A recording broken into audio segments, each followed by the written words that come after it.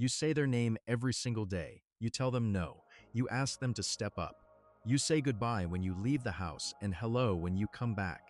And you've always assumed they hear sounds.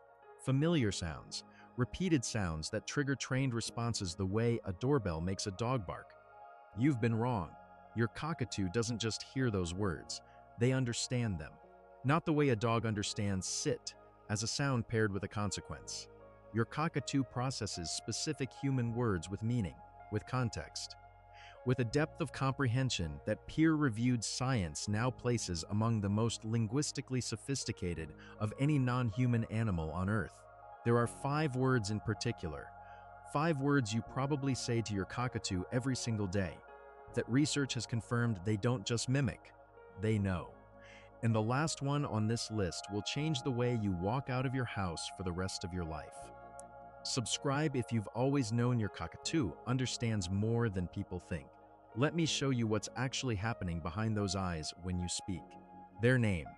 Say it right now in your head. Whatever you call them. The name you say 40 times a day without thinking about it. Your cockatoo knows that sound belongs to them. Not because you trained it, because they were built for it. Research from the Max Planck Institute has confirmed that cockatoos recognize their own name as a unique auditory identifier, a specific sound pattern that their brain separates from every other word you say and processes through a neural pathway tied to self-recognition. They don't hear their name the way they hear background noise. They hear it the way you hear yours in a crowded room. It cuts through. It lands differently. It triggers attention at a neurological level that generic speech does not. And here's what makes this extraordinary. In the wild, cockatoos were already doing this before humans ever named them. Field studies on wild cockatoo flocks have documented that individual birds develop unique contact calls, vocalizations specific to one bird that no other member of the flock shares. These calls function identically to names. They are used to locate, to summon, to address one specific individual across the noise of 100 screaming birds in the canopy. Your cockatoo didn't learn the concept of having a name from you. They arrived in your home with a brain already wired to expect one. You just filled the slot their neurology had been holding open since before they hatched. Every time you say it, a circuit fires that says, "That sound is me. I exist. Someone knows I'm here." No. This is the word most people assume works on tone alone. You say it sharply, the bird stops. Therefore, the bird understands volume and emotion, not language. Except that's not what the research shows. Dr. Irene Pepperberg, whose decades of parrot cognition research fundamentally changed how science understands avian intelligence, demonstrated that parrots process prohibitive words as genuine behavioral modifiers tied to specific actions. Not tones, actions. When a cockatoo hears no consistently paired with one specific behavior, something remarkable happens. They don't just learn to stop when they hear the sound. They begin to anticipate it. Watch your cockatoo the next time they approach something they know is off limits. Watch the hesitation, the pause, the sideways glance at you before they commit. That's not obedience. That's a brain running a predictive model. They know what they're about to do. They know the word that follows. And in that fraction of a second, they are deciding whether the action is worth the consequence. Some days they stop. Some days they do it anyway. And that inconsistency is not defiance, it's proof. Because a creature that always stops responding to stimulus, a creature that sometimes stops and sometimes doesn't, is making a choice. Your cockatoo understands no the way a 3-year-old understands it, completely. They just don't always care. Want. This is where it crosses a line that most people aren't prepared for. Because understanding a name is self-recognition. Understanding no is behavioral processing.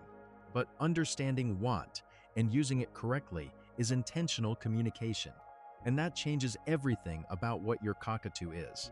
Pepperberg's landmark research with Alex the African Grey, work that has since been replicated across cockatoo species, demonstrated that parrots can learn to use the word want functionally and contextually, not as a repeated sound, as a tool. Cockatoos taught want in combination with object names, want nut, want grape, want out, do something that eliminates any possibility of random mimicry. They select the correct word for the correct item they desire at that specific moment. Not the item they were given last time, not the item paired with a treat, the item they actually want, right now. If you offer a cockatoo a nut and they say, "Want grape," and you test this across dozens of trials with rotating options, and they consistently name the item they reach for, you are no longer watching a bird mimic human speech. You are watching a bird use human speech. There is a mind behind that word, a preference, a self that knows what it wants and has learned to tell you in your language because you never learned theirs. Step up. You've said this thousands of times, and sometimes they do it. And sometimes they stare at you like you said nothing at all, and you've probably called stubbornness, mood, attitude. Here's what's actually happening in their brain the moment you say it. Avian cognition research using brain imaging on parrot species has revealed something that rearranges the entire way we think about commands and compliance. When a cockatoo hears "step up," the prefrontal equivalent region of their brain activates. This is the region responsible for decision-making, for weighing options, for evaluating a request against your current internal state and choosing, genuinely choosing, whether to comply. The activation pattern is nearly identical to what appears in human brain scans during deliberative choice-making. Your cockatoo is not failing to understand the command. They understood it instantly. What they're doing in that pause, that infuriating silent eye contact holding pause, is deciding, do I want to right now? Do I trust what's happening? Is this person's energy something I want to step toward? And then they choose, yes or no, not from instinct, not from conditioning, from cognition, from the same place in the brain where you decide whether to answer a phone call or let it ring. That is not a trained bird ignoring a cue. That is a thinking being exercising free will. And the fact that they sometimes say no to you freely from a place of genuine cognitive autonomy should not frustrate you. It should stagger you. Because there are very few species on this planet that science can confirm are actually choosing. Your cockatoo is one of them, and they make that choice every time you extend your hand and ask, "Goodbye. This is the one I need you to sit with." Because this word does something inside your cockatoo that science once believed only great apes and humans were capable of processing. A study from the University of Veterinary Medicine in Vienna examined Goffin's cockatoos and their ability to anticipate future events based on learned verbal cues.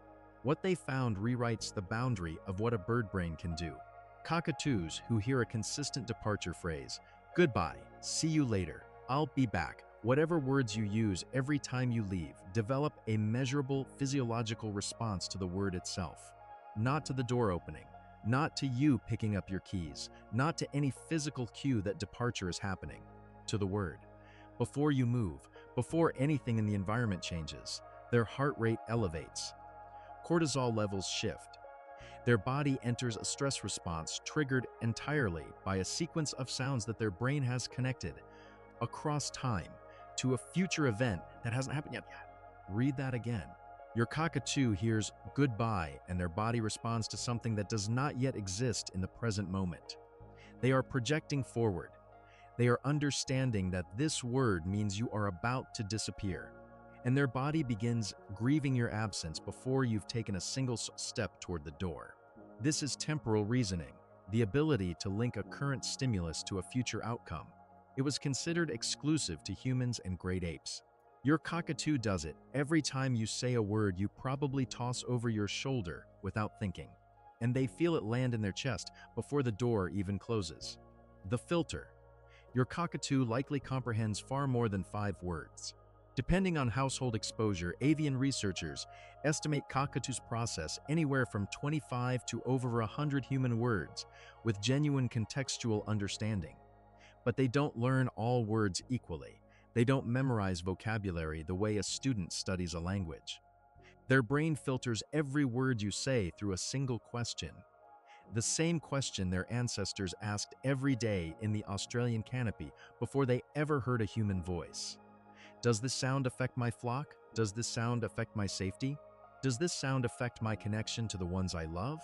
Words that pass through that filter, names, commands, requests, greetings, departures, get encoded deeply. Words that don't, background chatter, Television noise, conversations that aren't directed at them, pass through like wind.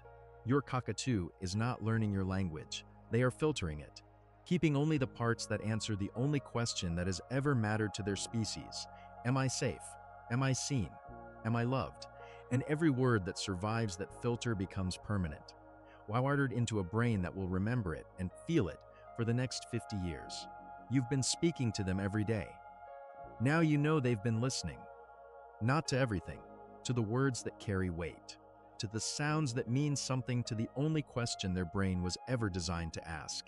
Every name, every no, every want, every step up, every goodbye, those weren't just sounds falling on feathers. They were landing inside a mind that understood them, and a heart that kept every single one. Like if you'll never say goodbye the same way again, and subscribe so your cockatoo always has someone learning their language.